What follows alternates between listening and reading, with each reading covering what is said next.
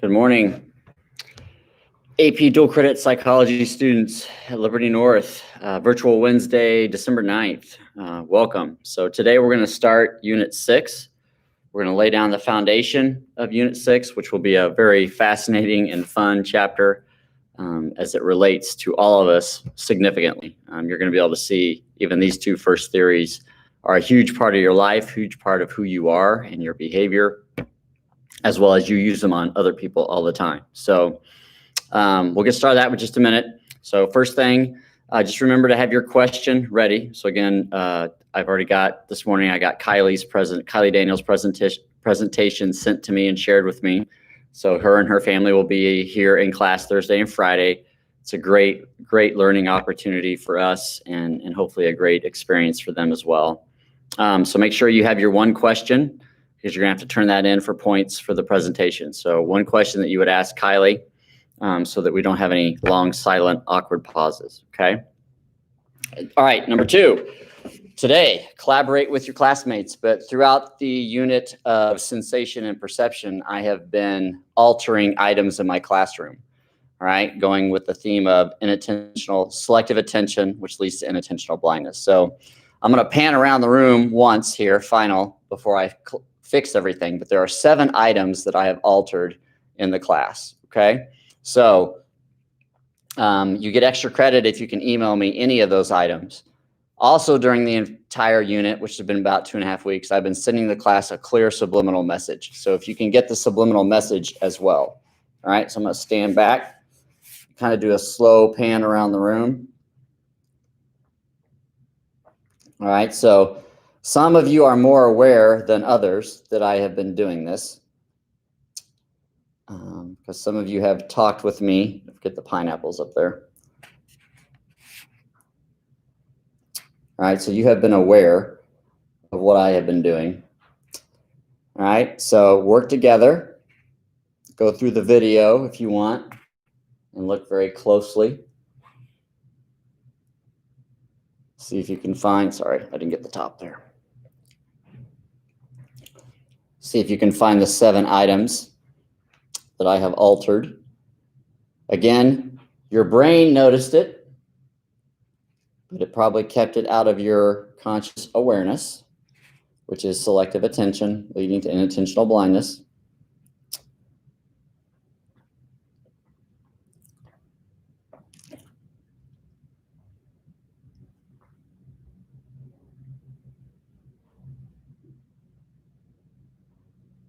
Okay.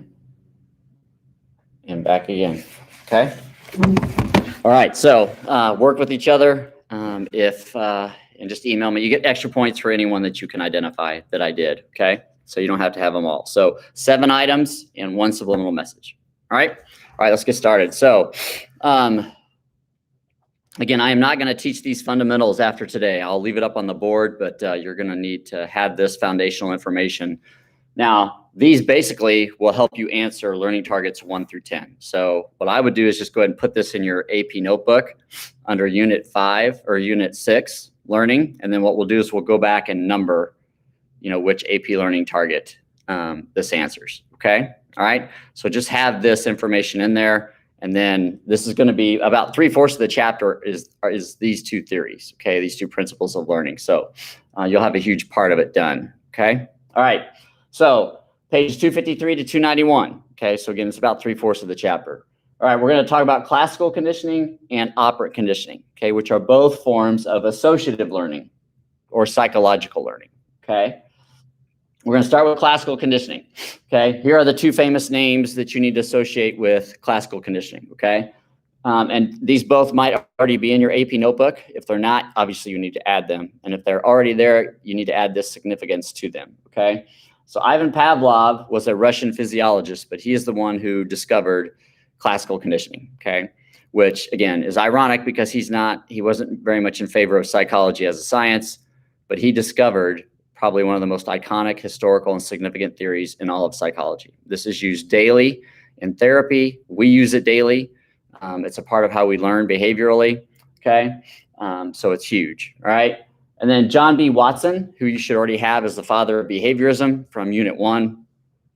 is the first person that actually studied Pavlov's discovery and realized it could have huge impact in psychology and on behavioral learning.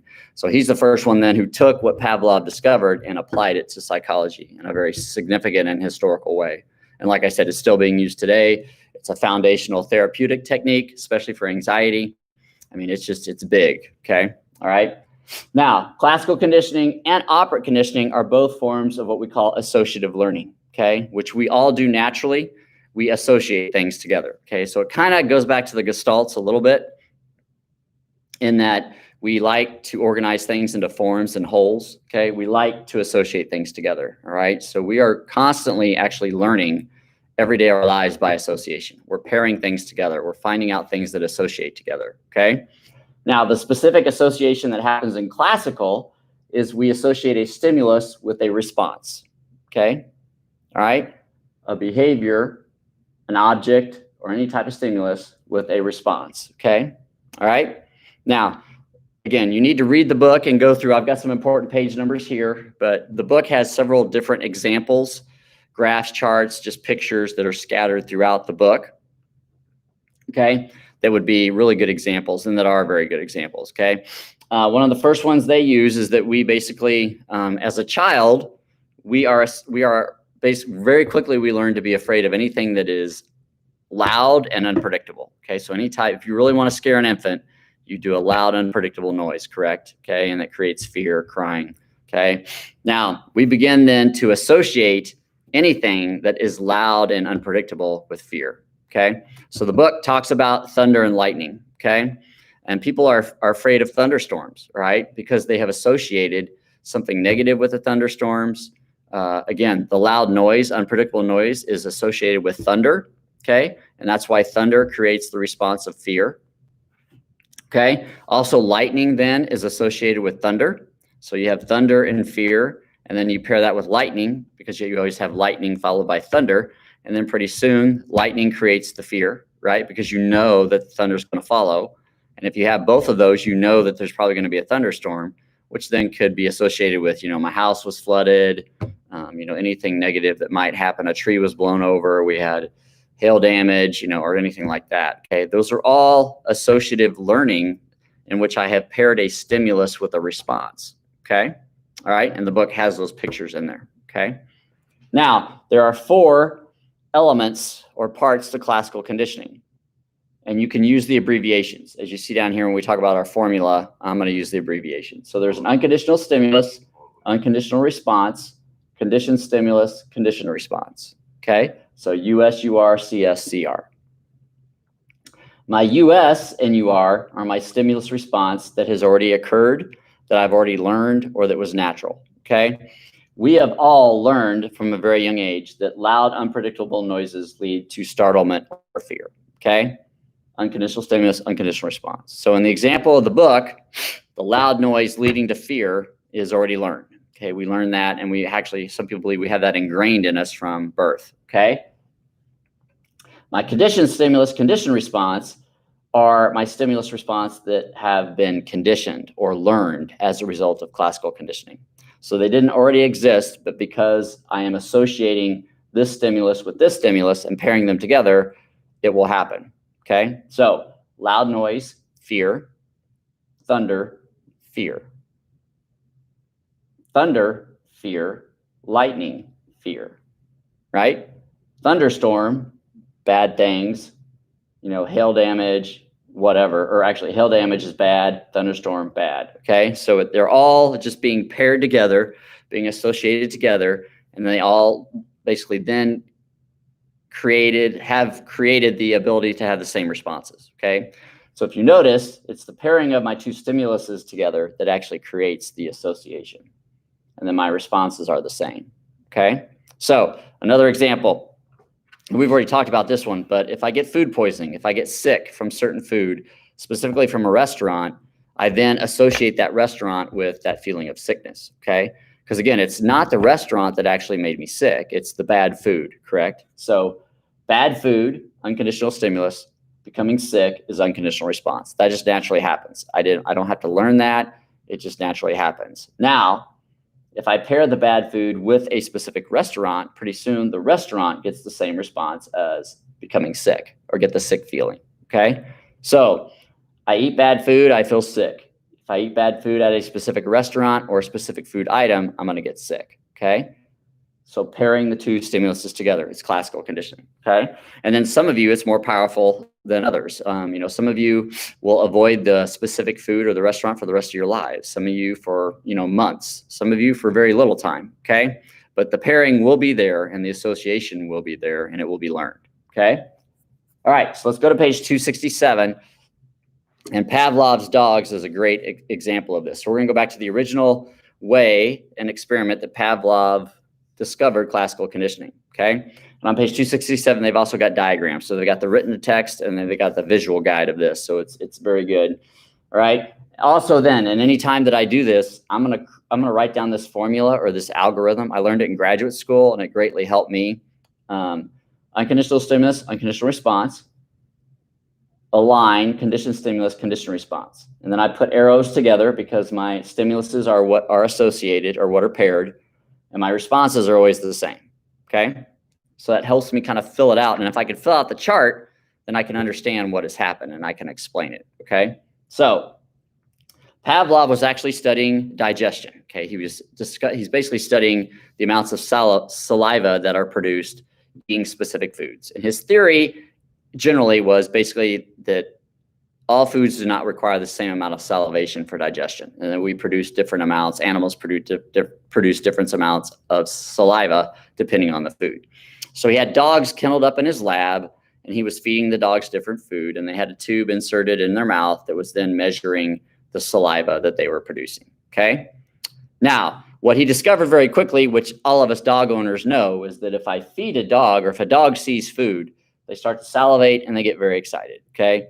We didn't have to teach the dogs that. That's unconditional stimulus, unconditional response. It just naturally was there, okay?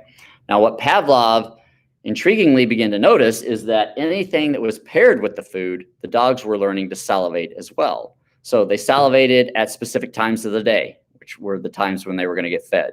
They salivated at the side of the bowl that the food was going to go in. They salivated at the site of the lab technician because the lab techs had to walk in and get the food and feed the dogs. So they began to salivate to all these different things. And Pavlov, again, being very scientific minded and curious, wanted to know why. And he theorized that it was the fact that the dogs were learning to pair different items with the food.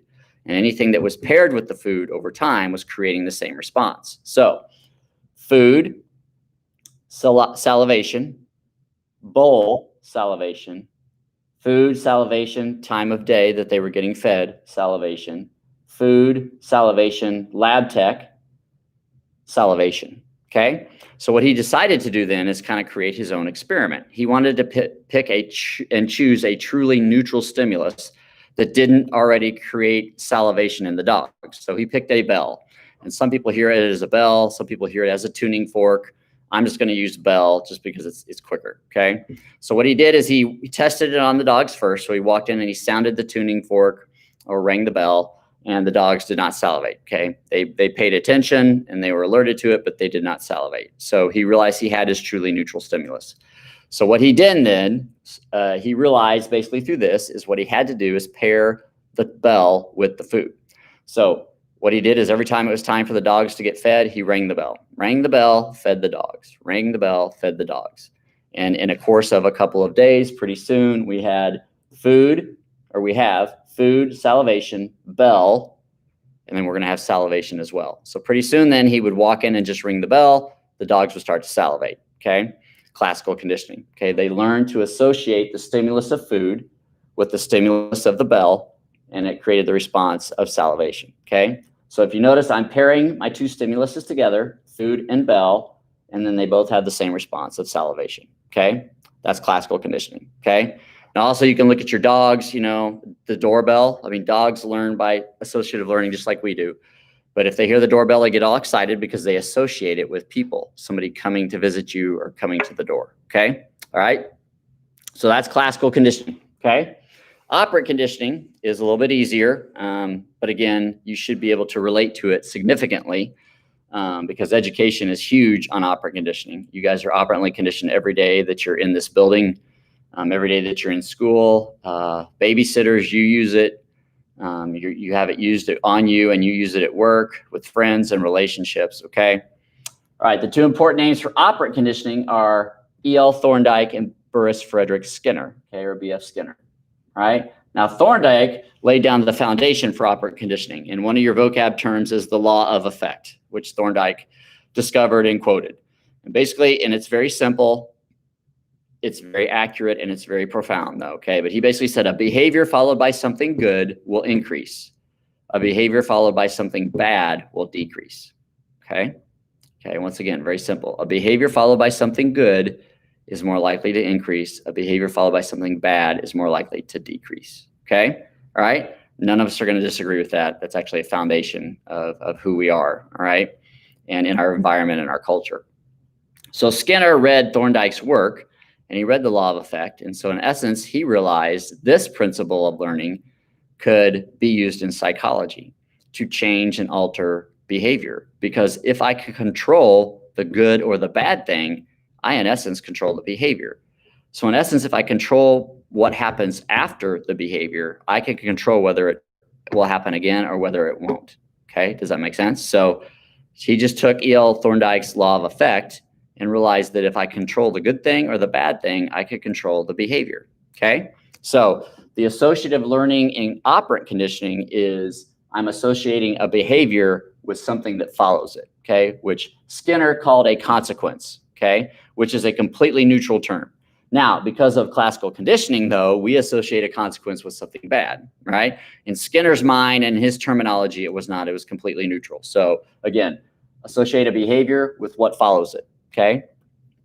And if I can control that, I can control whether the behavior occurs again or whether it doesn't. So Skinner very quickly developed, these are on page 278, 281, they have charts there, two types of consequences, okay, or two types of things that follow the behavior. So if I follow a behavior by a reinforcement, it's more likely to happen again. If I follow the behavior with a punishment, it's less likely to happen again, okay?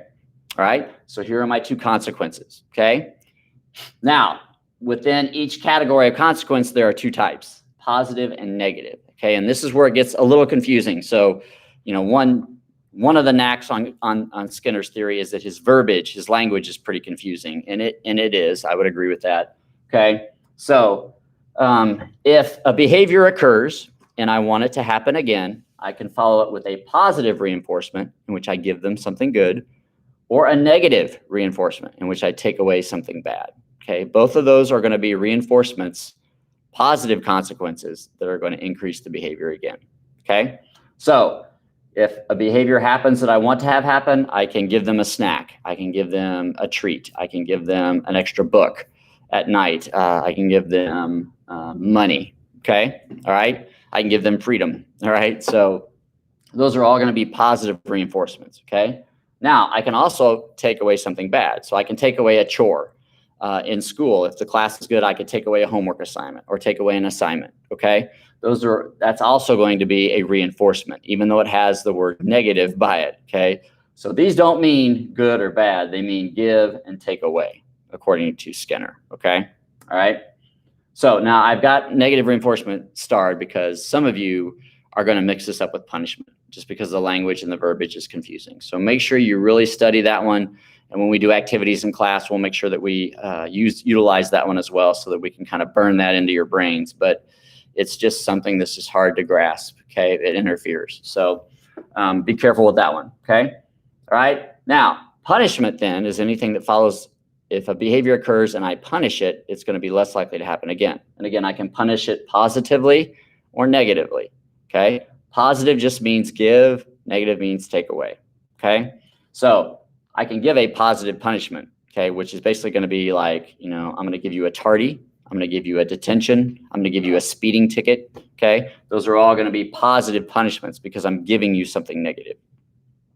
Now, negative punishment is actually probably the one that you guys mostly can relate to at home and how your parents discipline you, because they're generally going to take away something you like, which is negative punishment. So I'm going to take away your phone, I'm going to take away your car, okay?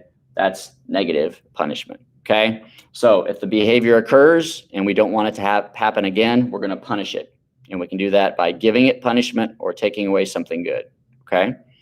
If the behavior occurs and we want it to occur again, we're going to follow it with a reinforcement. And again, I'm going to do that with giving them something good or taking away something bad. Okay. All right. So if you think back to your golden elementary days, you probably had a star chart, right? Or a sticker chart in class where if you got enough checks, then you got a prize. Okay. That's a token economy. That's operant conditioning.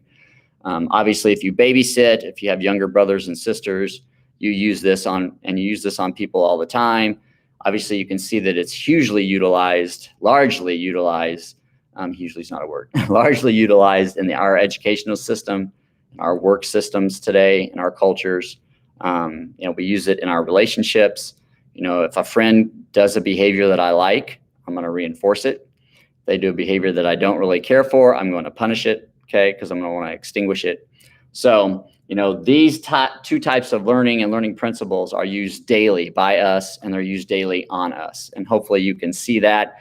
And then besides just the great examples in the book, hopefully you can see you just have examples that you can call to your mind from your own real world experiences. Okay. All right. Don't forget your question for the Daniels family. Don't forget your extra credit. Okay. So make sure you converse and coordinate. Work with your students, your classmates, okay? Email those to me, and then we will start tomorrow with our presentation, and then we'll continue on with this next week, okay?